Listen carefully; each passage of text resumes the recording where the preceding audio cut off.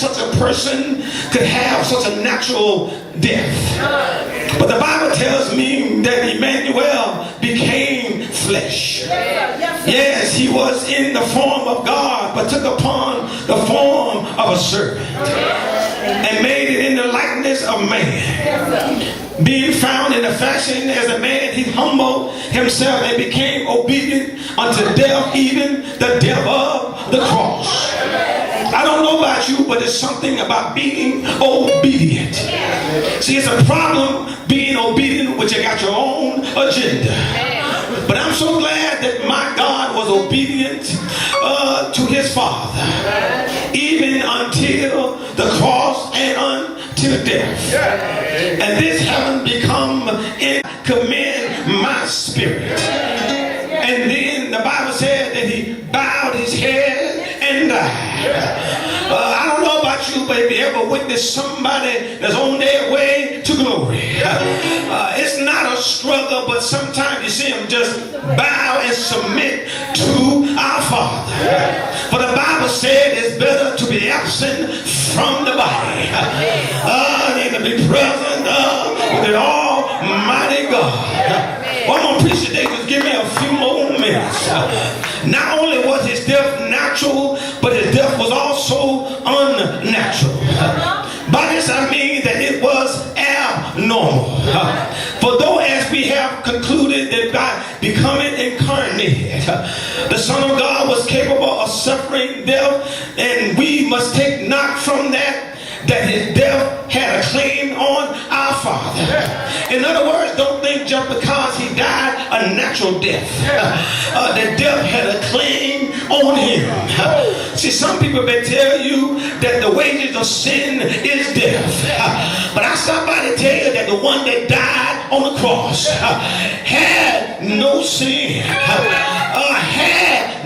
No sin. For the Bible said that he came and he was spotless, without a blemish or without a wrinkle. In other words, the Son of God had a very unnatural death. Anytime you don't know sin, anytime you do no sin, anytime you don't have no sin wrapped up all inside of you, but yet still you still die. In other words, it's something to be a child of God. It's one thing when you're punished for doing wrong, but it's another thing when you're punished for doing the right thing. That's when you're most like my God. And I stop by to tell somebody up in here right now, if you want to be the child of the King, you're going to have to endure some pain and some trial and tribulation. Sometimes you're going to have to deal with some things that you have not done. But death had no claim on him, because the Bible said the Lord came to Mary before Jesus was born and said, this thing that you are about to give birth to is going to be the Son of God. And that's why I stopped by to tell somebody, I don't care what you say about Brother Fulmore, God knew me before the foundation of the world. He knew what I had to deal with when I got here on this earth. He knew the things I was going to have to endure. But I'm so glad that there's something in me that's greater than anything that come against me. Tell somebody, I'm glad that somebody can speak for me. I believe I heard Pilate say, I see no fault in this man, but why did he have to die? Well, he died so I might live. There was no fault in him, but there was a whole lot of mess up in me. But since he died for me, now I see the Lord looking at me from the throne of grace, saying, I have pardoned your iniquity. I have wiped away all of your sin. I got somebody up in glory that said, I see no wrong in him. Say, neighbor, when you're covered in the blood, I don't care what nobody else might say. God got his hand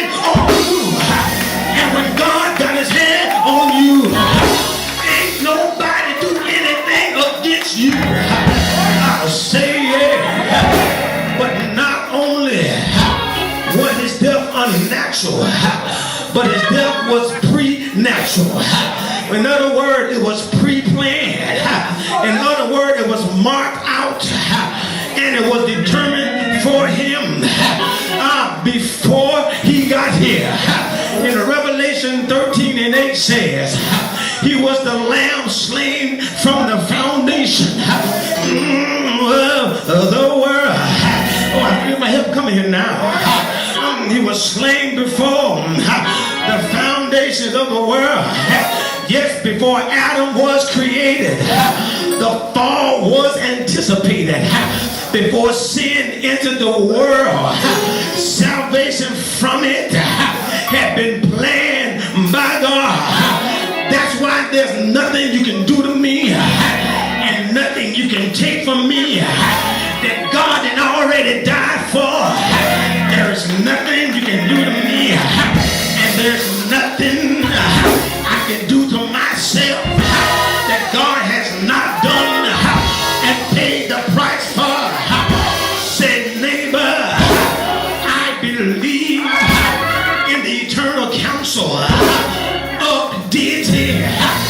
There was a decision that was made beforehand that there should be a Savior for the sinners of the world.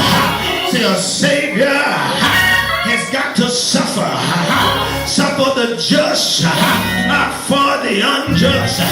It was already decided that a Savior who should die in order so me and you could live. And that's why I stopped by to tell somebody, see, there was nobody else good enough that can die for you and me.